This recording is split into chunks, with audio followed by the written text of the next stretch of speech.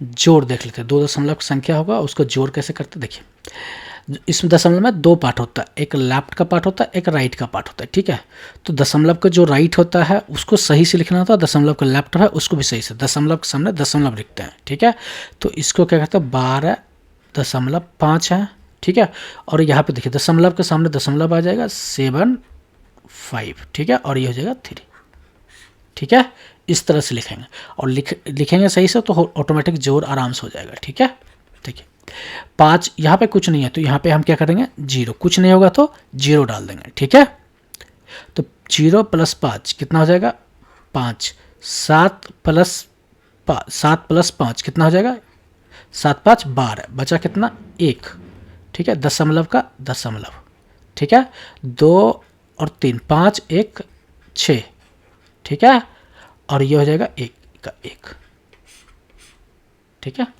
Same अगर यहाँ पे देखते हैं 0.6 और पॉइंट के सामने 0.4 5 और 2, ठीक है, कुछ नहीं है तो 0, तो 0 + 5 कितना हो जाएगा 0 + 5 कितना हो जाएगा 5, 6 + 4 6 + 4 कितना हो जाएगा 10, बचा कितना 1, दशमलव का दशमलव, ये दोनों दशमलव है तो दशमलव 0 + 2 कितना हो जाएगा 3, 2 और 1 3,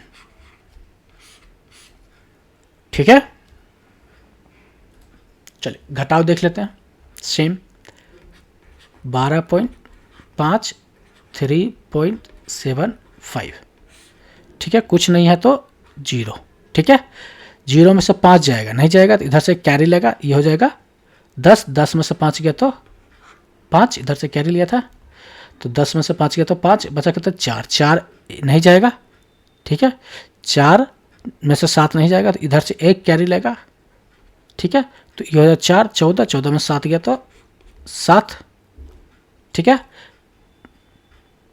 14 में 7 गया तो 7, दशमलव का दशमलव, ये कितना है ये 11 होगा क्योंकि 12 था तो 1 दे दिया तो यहाँ पे 11 हो गया, 11 में से 3 गया, ठीक है। सेम अगर 9.6 है, ठीक है, और पॉइंट के सामने 0.45, अरेंजिंग सही से करेंगे तो ऑटोमेटिक हो जाएगा। घटाव करेंगे देखिए कुछ नहीं है तो 0 डाल दिया, 0 में से 5 जाए तो ये 5 हो जाएगा, 6 में से 4 जाएगा, 3 में से 4 जाएगा, ठीक है, दशमलव का दशमलव हो जाएगा, और 9 में से 2 गया 7 हो गया, ठीक है। समझ में आ गया आपको दशमलव का घटा। दशमलव का गुना देख लेते हैं। तो देखिए यहाँ पे क्या है 2.5 है मल्टीप्लाई बाय, यहाँ पे 12 है तो यहाँ पे 12 लिख दीजिए, चाहे यहाँ पे 12 लिख दीजिए, ठीक है। सिंपल है, इसको मल्टीप्लाई कर लेंगे, ठीक है। मल्टीप्लाई करेंगे 12 12 × 5 = 12 × 24 12 × 36 12 × 4 48 12 × 5 60 6, ठीक है, और 12 दूनी 24 और 6 30, ठीक है। अब देखिए यहाँ पे जोड़ेंगे कितने नंबर के बाद यहाँ पे दशमलव है 1 और 1 1 1 है तो यहाँ पर 2 2 होगा, 2 0 लेफ्ट से 2 नंबर जोड़ेंगे 1 2 2 के बाद दशमलव डाल देंगे, ठीक है, तो 3.00, ठीक है। समझ में आ गया आपको। तो ऐसे इसको जोड़ करते हैं, गुना करते हैं, सॉरी। अब इसको गुना करते हैं 0.6 और 0.4 को, ठीक है, 6 चौक 24।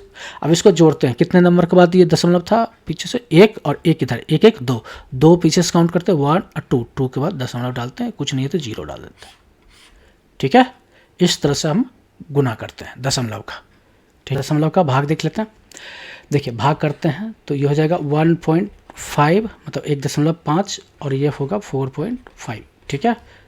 दशमलव एक संख्या के बाद है और दूसरी संख्या के बाद है, ठीक है, मतलब एक ही संख्या किधर है लेफ्ट से इधर भी, एक संख्या इधर भी, तो 15 या 45 इसको ऐसे भी कर सकते हैं, ठीक है। ये हो जाएगा 0, ठीक है।